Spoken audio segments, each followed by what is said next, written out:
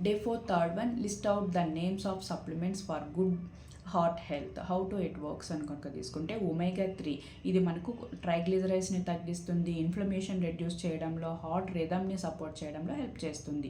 Coenzyme Q ten తీసుకుంటే heart సెల్స్కి energy ఇస్తుంది, యాంటీ ఆక్సిడెంట్గా కూడా హెల్ప్ చేస్తూ ఉంటుంది.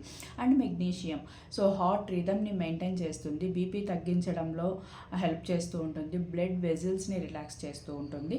విటమిన్ డి పరంగా తీసుకుంటే విటమిన్ డి కనుక లో లెవెల్స్ ఉందనుకోండి BP and heart problems risk పెరిగే అవకాశం ఉంటుంది. కాబట్టి వైటమిన్ డి రైట్గా తీసుకున్నప్పుడు మనకి ఇమ్యూన్ సిస్టమ్ అండ్ యాంటీ ఇన్ఫ్లమేషన్కి సపోర్ట్ చేస్తూ ఉంటుంది. అండ్ విటమిన్ K2 ఇది కాల్షియం ఆర్టరీస్లో డిపాజిట్ కాకుండా బోన్స్కి డైరెక్ట్గా ఇస్తూ ఉంటుంది.